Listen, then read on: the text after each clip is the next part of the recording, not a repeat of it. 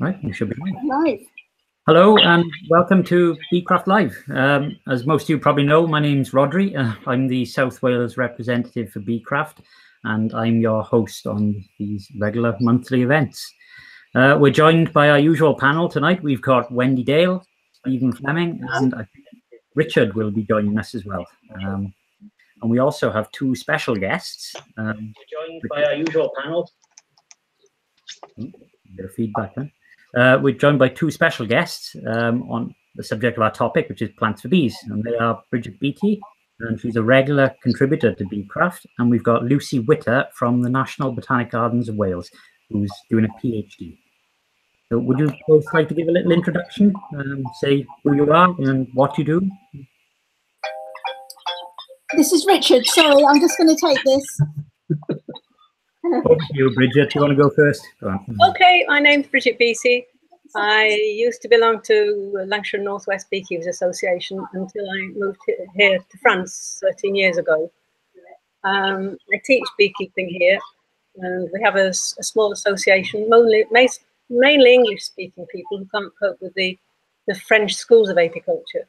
But we're getting more and more French joining us as well. So we meet once a week in the apiary, and I try to encourage people to recognise what plants there are around, because it's so important to know what bees are foraging on, and also to be aware of the wider issue, which is modern agricultural practices are decimating our insect population in general because of the lack of variable forage. So that's my hobby horse.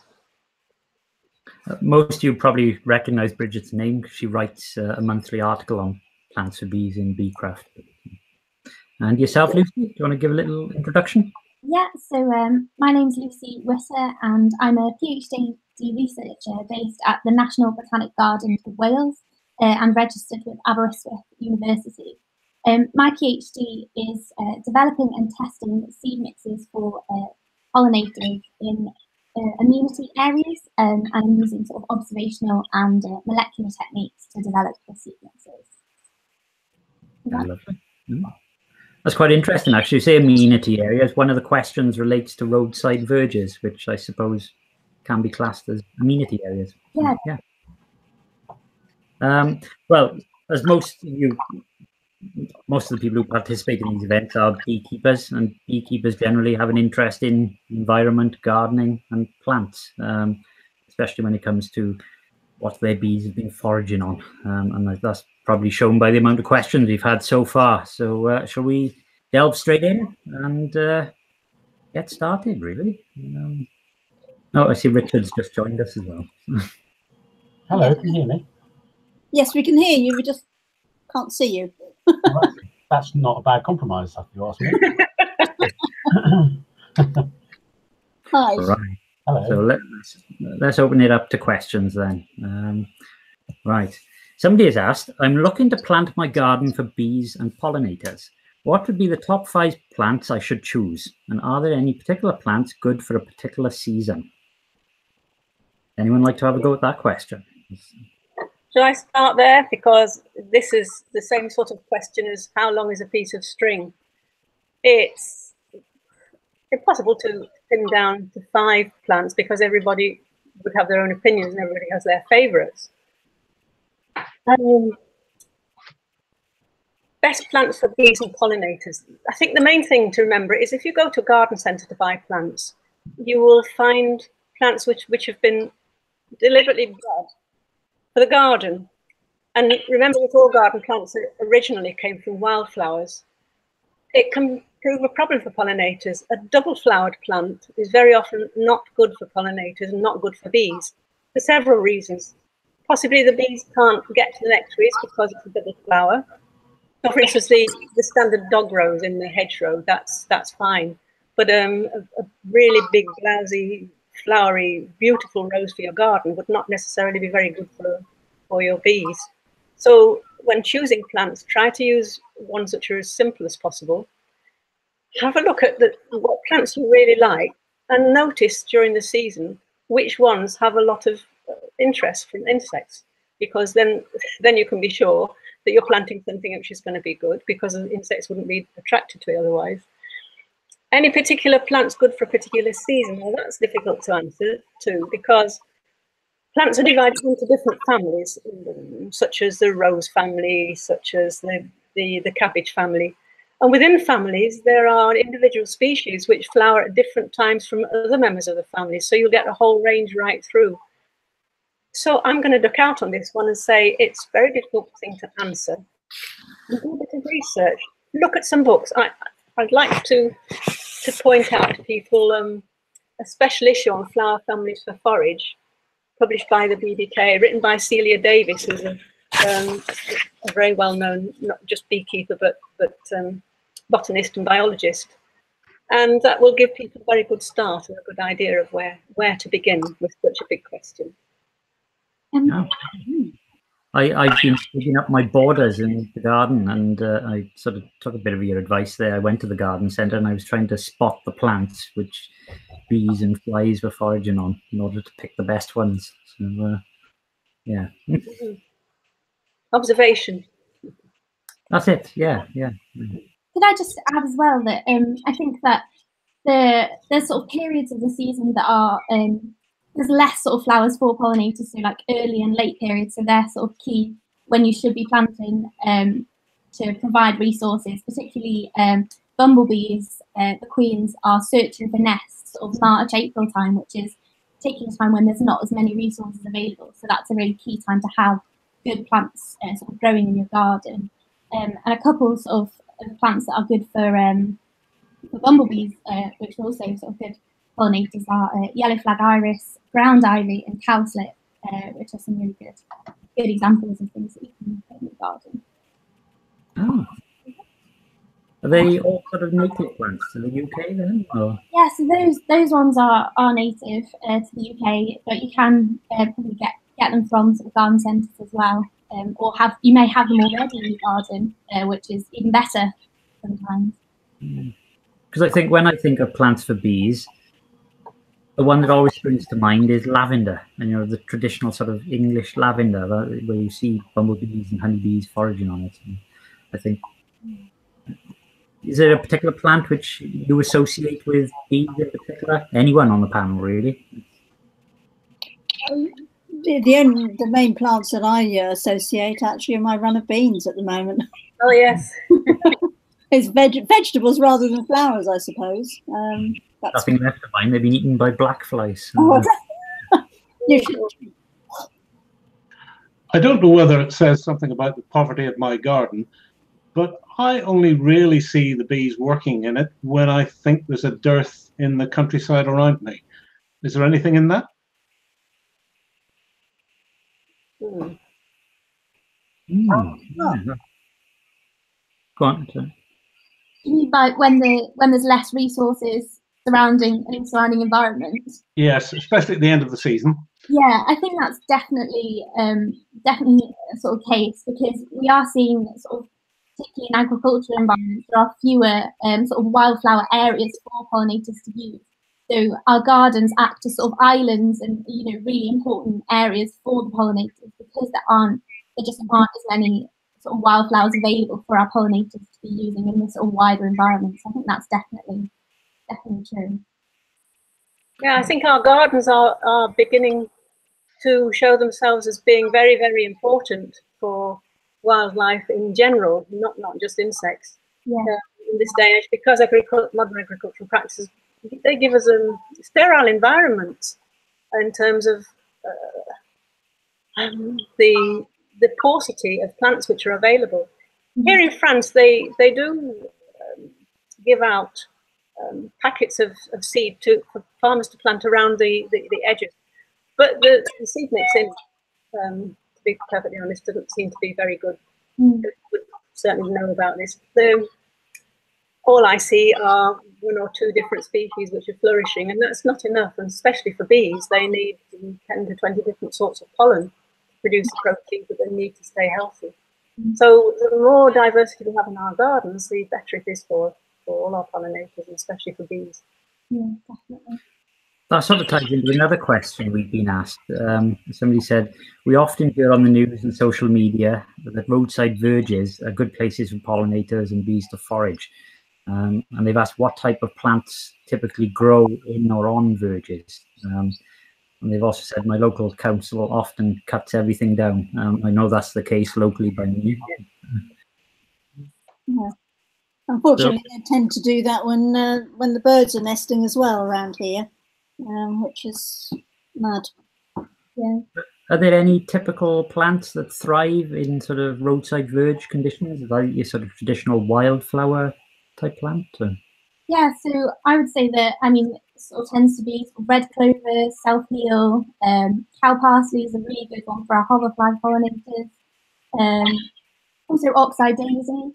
But one of the really key ones as well is yellow rattle, which is a really good for pollinators, but also it reduces the density of the grasses. So it means that more sort of seeds can be established in there, and hopefully the councils won't have to cut the verges as often because it won't prevent people from being able to sow. The other thing I thought I'd just mention is that in terms of creating an area along the roadside verge, it's better to go for B roads rather than the A roads because they can be very busy. And I know that Mickey Gammons in her work with the bumblebee, Storehead Bumblebee Reintroduction Project, found that there was a lot of bumblebees actually being killed along the A roads. So if you are going to sort of increase the habitat, to do it on the B roads rather than the A roads. Oh. I mean, primroses grow very.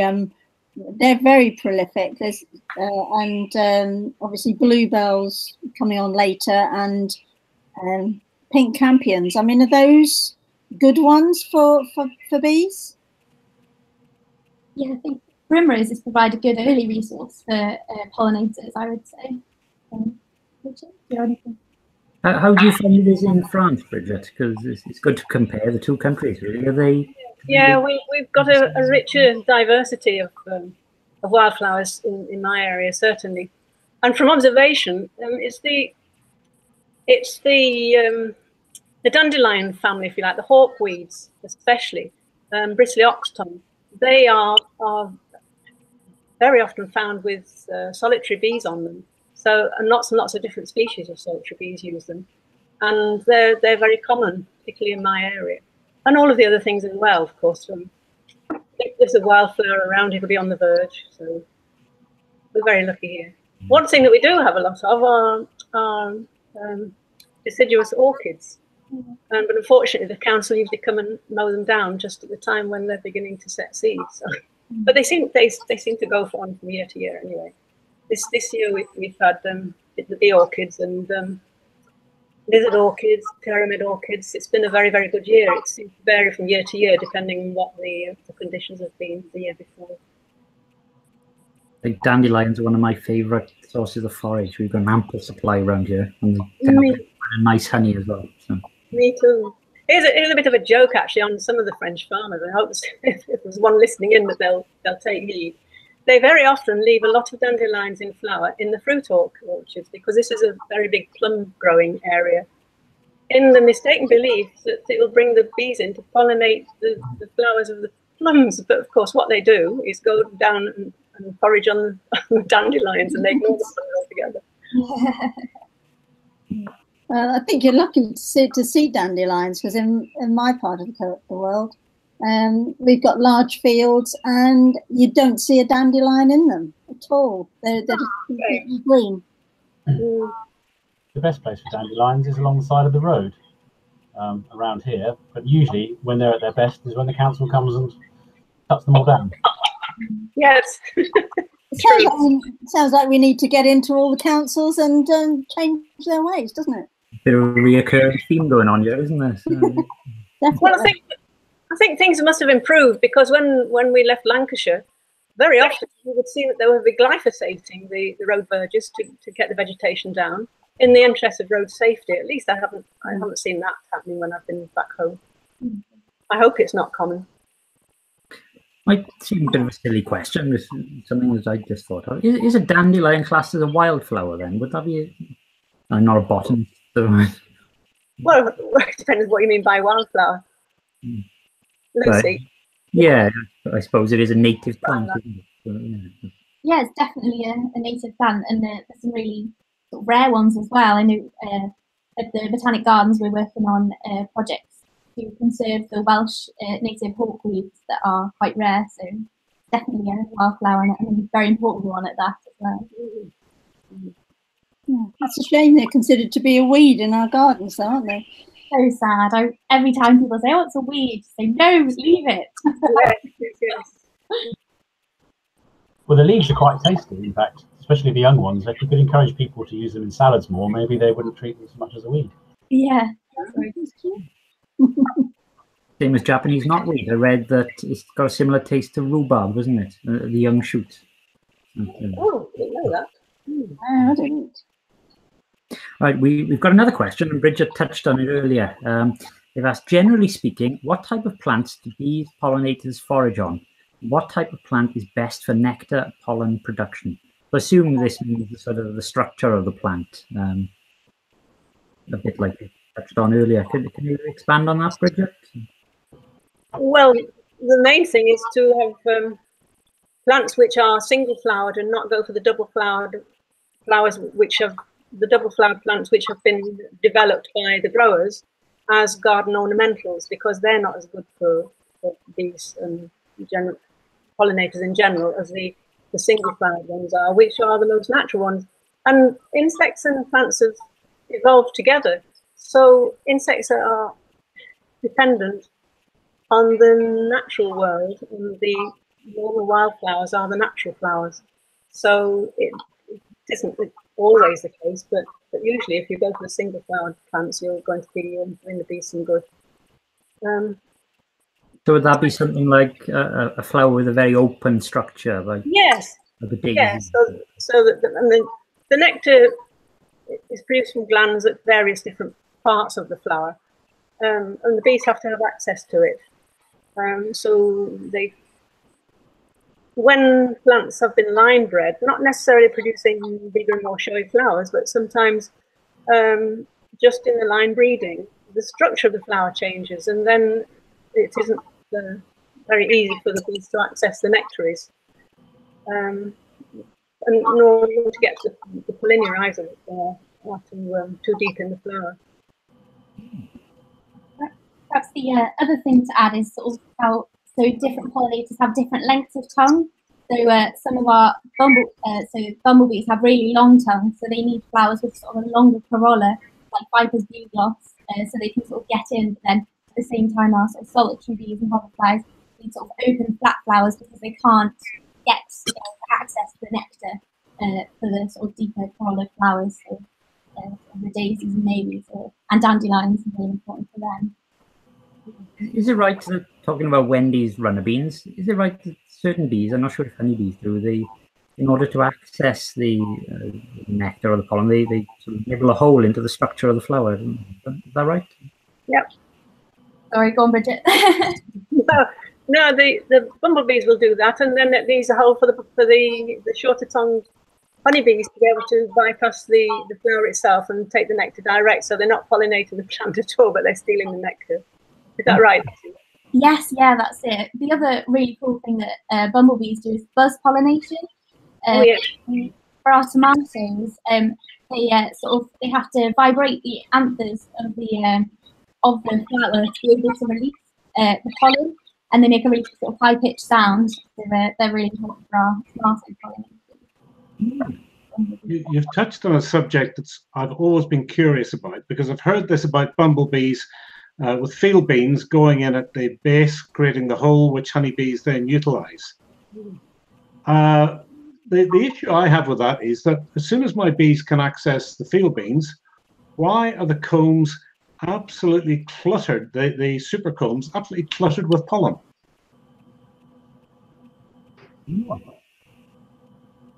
Well, they don't all go for the holes on the outside. Some of them presumably have access to the pollen. So a lot of them must be going. Do you mean they're getting access to the pollen through this base hole, or a lot of them are just going in the top anyway? They're going in the top anyway for the pollen. They may not reach the nectar, but they'll be bringing pollen. Okay. So speaking earlier about Viper's bugloss, it's one of my favourite flowers. Yeah. And it's so prolific in this part of France. It's all in flower at the moment. Oh. So I'm going to try to get some seeds when they've gone over and throw that in my wildflower meadow, because I haven't got any on site. But it's wonderful. It's a wonderful bee plant. It's always really strongly visited by lots of bees. Yeah, and has lovely blue pollen as well, isn't it? Yes, yeah. It's surprising, actually. Many people think that pollen's always yellow, and it's all colours of the rainbow. Black and viper-fugative blue and so on. And it's lovely to look at a frame of pollen in the hive and see all the different colours in there. Right, we've got another question. I've heard that rhododendron is toxic to bees and humans. Is that correct? Are there many plants that are toxic to bees? Would like to have a go at that one. My understanding is that it's Rhododendron ponticum, one particular species, that produces nectar which is poisonous. And the honey is poisonous. And historically, I can't remember the details because I've never been very good at history. But I know there were big battles in Europe where a particular army was laid low because they were given a present of some rhododendron honey and it poisoned them.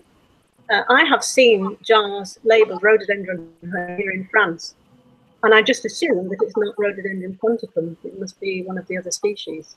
Otherwise, I can't see how it would have been allowed to go on sale commercially.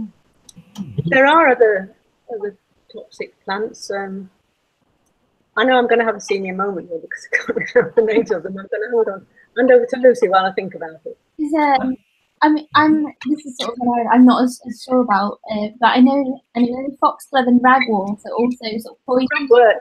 Yes, I was trying to think of ragwort. But I'm not sure about how that affects the honey or anything like that. Ragwort produces a very bitter honey. It is edible, it's bitter, but if you keep it, it matures into quite a pleasant tasting honey.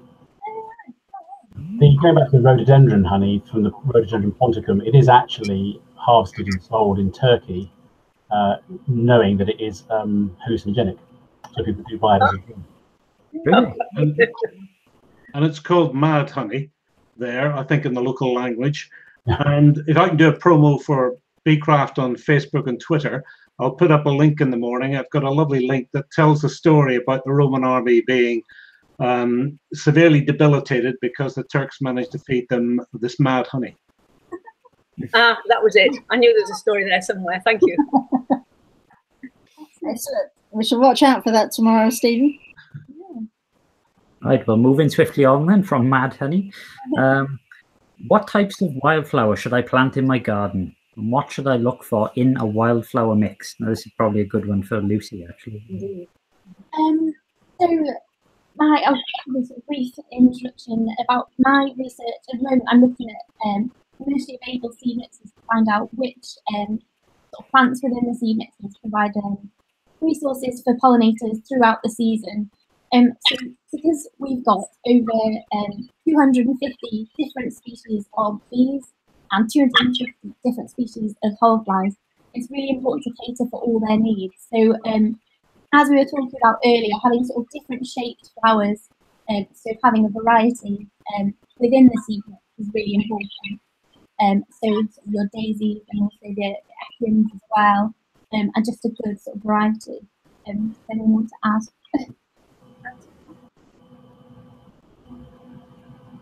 Anything from you, Bridget? I didn't. That was a bad link for me. I didn't hear very much of what Lucy said, I'm afraid. What sort of wildflowers do you plant in your garden? Well, I think I was saying earlier that when I established my I've got a little wildflower area, I took the Royal Horticultural Society's advice and got some hay from an existing wildflower meadow and scattered it with all its seeds, and that way the balance of the mix of the wildflowers seemed to be right. And after 2 or 3 years, I was finding all sorts of things which had emerged from that. And I don't specifically choose the wildflowers. I'm just welcome anything that happens to come in, except for Viper's bugloss, because I really would like to get some of that in. And I get a lot of pleasure just from walking out in the countryside and seeing what there is. I don't necessarily want to bring everything into my garden, although I am obsessively collective by nature, so I like to have one of everything. Yes, I think I find it hard put to say any specific flower apart from Vipertubros that I'd like to have in, because I love them all. They've all got their own merits. Even this awful thing which I've referred to before, which is bristly oxtongue, which has got a yellow flower head rather like a dandelion, same family. It's horrible to touch. It's got blisters all over the leaves, but it's absolutely wonderful for bees. And that's prolific around here as well. I see a lot of bees on it all the time. Yeah, I think developing your seed mix is often about sort of the soil type and what you can get in your garden as well. So if you've got sort of more fertile soil, it's harder to get the sort of native seeds and wildflowers sometimes to grow. So it's also important about sort of preparation of the sort of area where you're going to create the wildflower area. Yes, Right. you'll support a completely different type of flora from I can always think of the French word now, argile, but different types of soil, clay soil. So, and it depends on how well the land is drained, all the individual characteristics of where you're wanting to plant the wildflowers. So, wanting to bring in wildflowers into the garden means doing some research into what is going to do well there.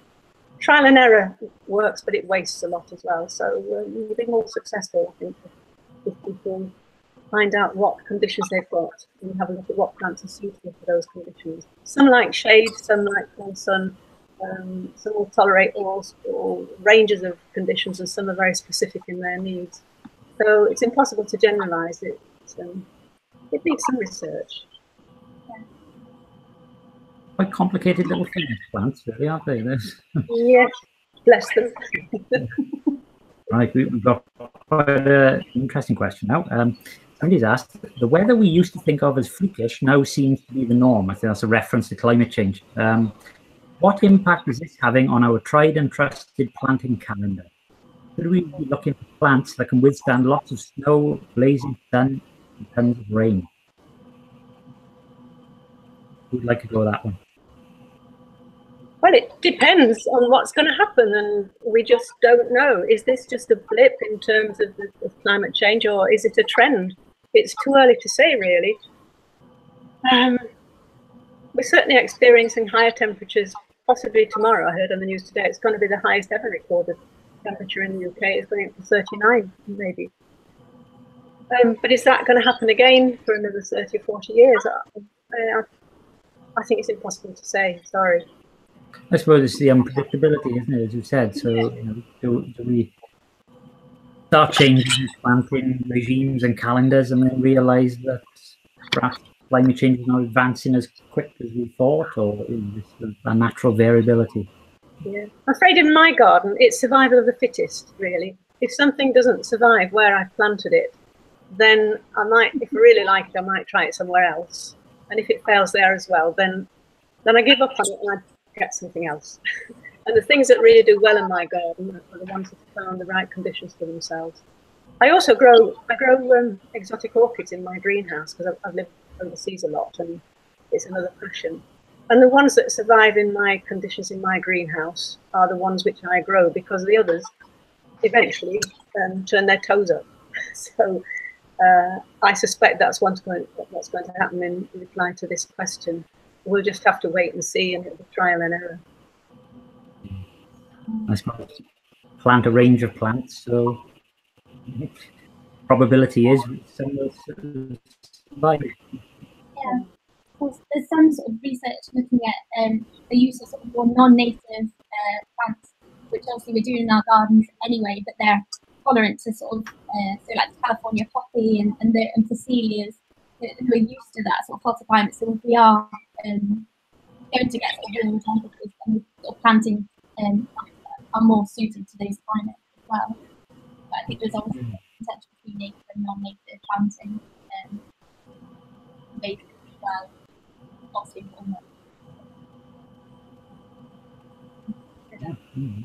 Right, we've got another question. Just before you go on that one, Rodri, I brought a prop with me tonight because I saw this question in advance. And it's a reprint of an article in the International, in IBRA. And it's a calendar bee plants. And it was printed in 1958. And it's by Dorothy Hodges.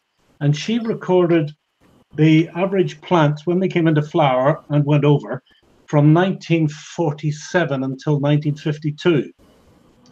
And it's an astonishing read. Because if you don't believe in climate change, just have one look at that calendar and tell me if that's what you're experiencing today. She was doing this work, I think it was in Surrey or Kent borders, and I'm in Hampshire, so that's roughly similar climate.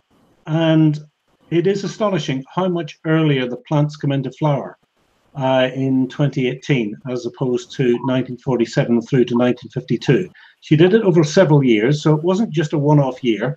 She averaged it out, and there really is a very significant difference. I'd recommend it to anybody.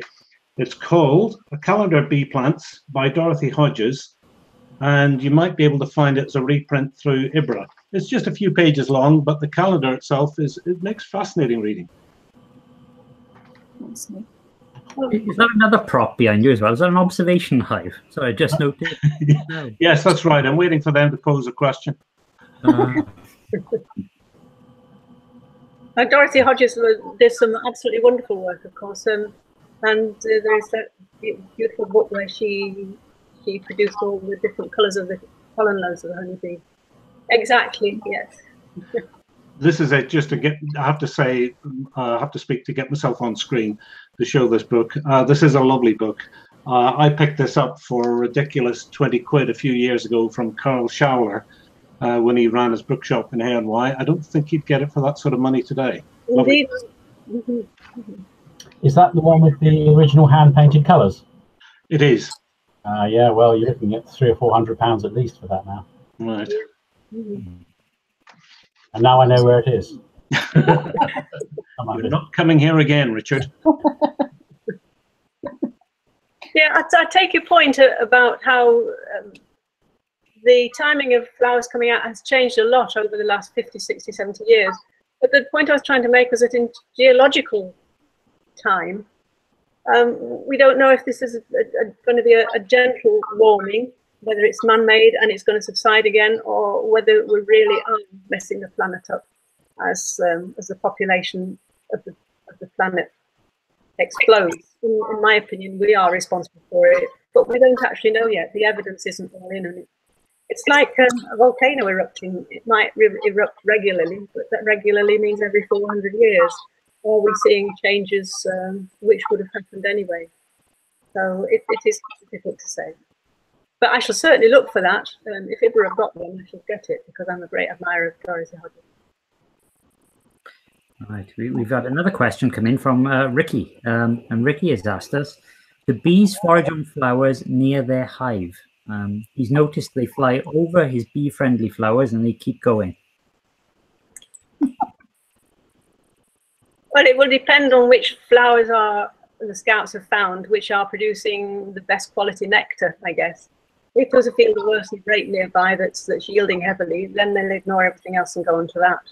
So the scouts will come back and recruit other bees to go and forage, and the ones which are showing the best quality nectar are usually the ones which get the majority of followers.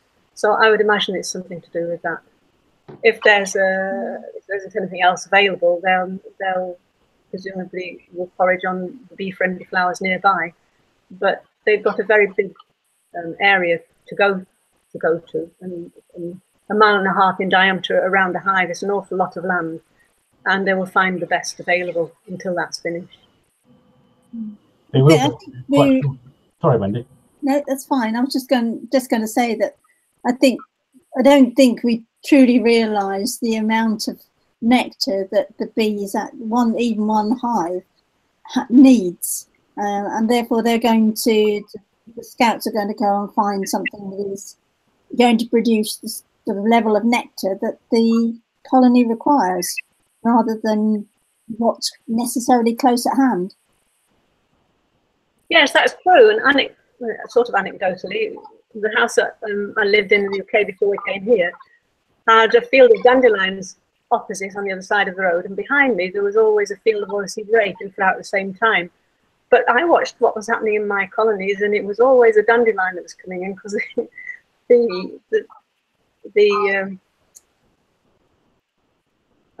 I'm getting my words all mixed up. I'm trying to speak French. The wax was always bright yellow instead of what it would have been on the oilseed rape. So the dandelion's yielding better nectar than the oilseed rape is. It's all relative. Right, let's move on to another question. What are the panel's thoughts on invasive plants such as Himalayan balsam? It seems to be a good late source of forage for bees in my area. I think I touched on this a few hangouts ago, maybe last year. We've got a tremendous amount of Himalayan balsam in South Wales. One of my favourite late forages, to be honest. Produces another lovely honey. What are your thoughts on Himalayan balsam? I think it's a great shame, really, that there are pros and cons with it. It is an invasive species and it is out competing a lot of our native plants.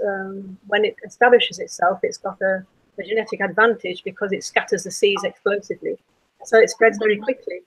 On the other hand, it's a lovely bee plant, and I think it's a very attractive plant as well, and I love to have it there.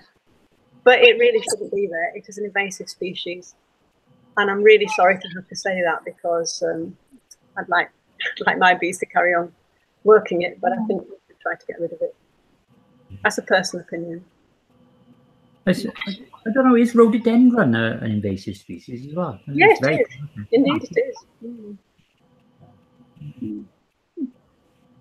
I suppose you've got quite a lot of Himalayan balsam by you in Devon, Wendy. Yes, there's a fair bit around some of the rivers, but it seems to be in clumps. And we do try, a lot of people do try to get it off their own land, whereas they actually quite like to see it on somebody else's land alongside the river. But it is, in fact, spreading and choking some of the rivers, some of the smaller ones. And that's the problem, I think. It could be contained a bit more. I think it's, it's so useful for the bees. It just seems a shame that it's disliked so much by so many people. Didn't you do something on this on Facebook about it, Stephen, about asking people their views on Himalayan balsam, or am I dreaming it? No, I think that was in another Facebook account. I saw that too, but it didn't originate with me. Oh, it didn't. Okay.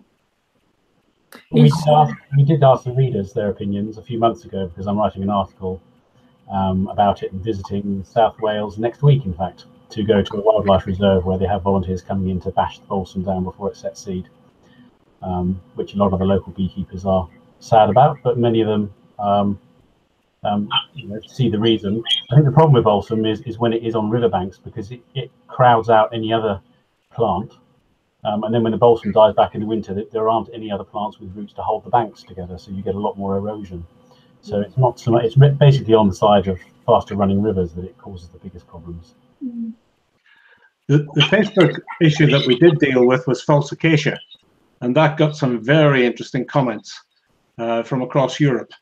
Whereas in this country, people seem to like it, and it isn't much of a problem. In other parts of Europe, clearly it is a major problem.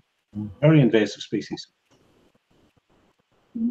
Yes, here in France, it's highly prized for the honey, because acacia honey commands a premium. It's a light, delicious honey. People really like it, and it is a beautiful flower. The trees in flower. It's a very short flowering season. It's only 2 to 3 weeks, but it suckers and spreads like it's extraordinary, really. So I can imagine that many parts of Europe, I haven't come across it here because it's a very strong beekeeping area, but I imagine people would dislike it for the same reason that Himalayan balsam and rhododendron are invasive species and out competing the other plants, native species. I suppose it depends on geography, but you mentioned acacia. Do the trees let out more nectar sort of relative to plants? I suppose it depends on geography, doesn't it? I do. Oh, sorry, Bridget. No, you'll go ahead. I was just going to say, I think many people underestimate how much nectar comes from trees, particularly in the spring. I did a little survey around a field of oilseed rape near here, and it was an unusual season because a lot of the trees flowered at the same time this year as the oilseed rape, because of the strange season. But around, my bees were on the oilseed rape, but at the same time we had wild cherry, field maple, blackthorn, some early hawthorn, and even some very early sycamore, all flowering at the same time, and the bees were all over it. So as a result, the spring honey this year was the nicest I think I've ever had, because it wasn't just oilseed rape. But it goes to show that the bees will go and visit many sources, not just one, if it's available to them. But most of those sources at that time of the year are from trees, and a lot of the trees, the flowers are quite subtle. You don't tend to notice flowers on, for example, a field maple. Yeah. But they're there, and the bees find them. At the Botanic Gardens, one of our other PhD researchers, Laura Jones, is doing DNA metabarcoding on honey samples to see to analyse which pollen the bees have been using, and she's found that during the spring, willow was one of the most important foraging resources for honeybees, and used most frequently during the spring period. So that was an interesting finding that she had. I think that one of the main things about this is that a tree, medium-sized and large tree, produces thousands of flowers, all of which are yielding nectar. Whereas if you put that into acreage, the equivalent number of wildflowers or an agricultural crop, it's surprising how much more important the tree is than an individual plant. Well, they're all plants, but I mean an individual non-tree plant.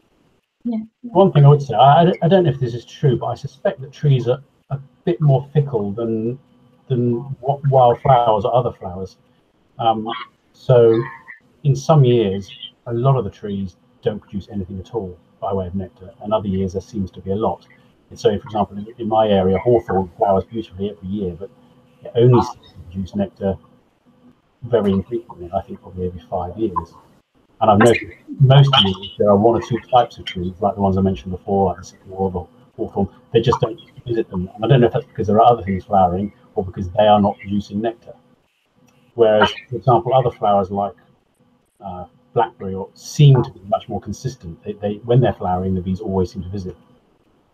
Yeah, that's true, but I think it's in the individual species. Hawthorn is well known for not always yielding nectar. I think it depends on the temperature as well, and hawthorn is normally in flower in the UK. Different parts of the UK obviously have different temperatures and when it's flowering, but mainly it needs a higher temperature than, I think I read 25 degrees to yield, which in May you don't very often get, or we weren't getting in the UK. I think other trees yield regularly. I think it's on an individual basis, but that would be my opinion anyway. Lucy? Yeah, I don't really need to add.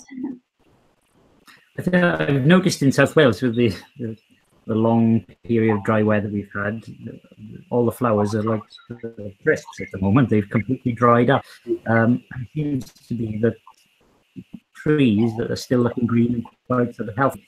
So I presume that's where the majority of my honey flow is coming from at the moment. Can I just go back to one of the questions that came in, because it's about pollen, from Deborah. And she says, observing my bees bringing in only a small amount of pollen due to the heat at the moment, can the panel explain the significance of a high pollen count in relation to honeybee forage? What does a high pollen count actually mean? She's a new beekeeper. I think the pollen that's included also includes grasses, so it's not necessarily relevant to beekeeping.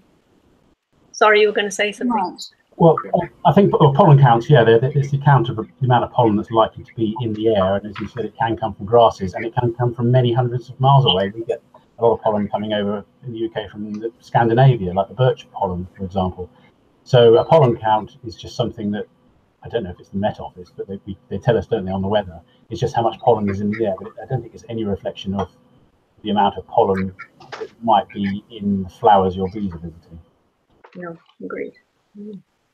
I've brought another prop with me, which it's a commercial one that I picked up in my pharmacy not long ago, and it shows the pollen that affects hay fever sufferers month by month. Very interesting indeed. And again, that shows that the grasses are a common issue at the moment for people. I'll maybe photograph this and put this on Facebook and Twitter. Another promo. Yes, that would be a good idea. I'd be interested in that. Right. Well, I think we've come to the end of our questions this evening. If anybody has any further questions they'd like to ask Bridget or Lucy, I'm sure they'd be happy to provide some answers. If you want to send them to myself, my email address is rodri@beecraft.com, RHODRI. I suppose, has anybody else on the panel got any last-minute questions they'd like to ask? Pick the brains of the experts. I just add a little bit of a promo as well.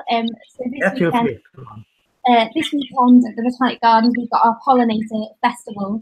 So it's Friday, Saturday, and Sunday, where we're showing the members of the public all the works that we're doing to help our pollinators. So we'll be giving talks and walks around the garden to sort of help with ID and plants for pollinators. So it's a really exciting event.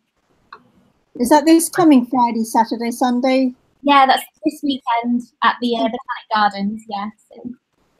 Lucy, I was at the gardens a few weeks ago, and they've got some beehives there, and it is well worth a visit, actually, so I recommend that. Lucy, if you can send me a link to the details of that, I will put it on Facebook and Twitter. Fantastic. Right, am I getting repetitive? I'll send that over. Thank you very much. Thanks. So as a last sort of summary, I suppose I would ask, should we plant for bees? Should we be, should we be worried about the current state of plants in Britain and wider, and should we be doing something to help our bees? What would be your thoughts? Oh, definitely. And I brought a couple of props as well. The first one is this IBRA book, which is Plants for Bees. It was an update of the original book by Howes, who wrote extensively about plants for bees, and it's really beautiful. I have a few issues with it, but on the whole, it's one of my Bibles. And the other thing is this one, or something like it, which is a wildflower flora, enabling you to. This is all native bees, and it will enable you to identify a wildflower plant if you're interested in it. Just follow the key through, and I would just advise people to do their own research, to look at flowers, which ones they like, find out for themselves if they think it's a good bee plant, because there are plenty of resources available, and have some fun doing the research themselves, because that's what beekeeping is all about as well. Yeah, definitely. And I think the other point to possibly mention is the importance of sort of plant swapping and using seeds rather than perhaps plants from sort of more commercial garden centres, because there has been some recent studies which have suggested that some of the larger garden centres are using pesticides on some of the plants, even the ones that are marketed as sort of good for pollinators. So it's important to be aware of that as well. It's a real sort of sad thing, but it is, important. Yeah, good point. Lovely. Thank you very much. That's great. Well, our next live event is on the 25th of August, and that's going to be on the topic of global beekeeping. We did have a microscopy hangout scheduled, which sort of relates to plants and bees and pollen, but we're looking to do that later in the year now. So please keep an eye out on the Facebook and Twitter account. I'm sure Stephen will put something on there, and we'll hopefully see you on the 25th of August. Bye from me. Good night, everybody. Thank you very much. Bye. Goodbye.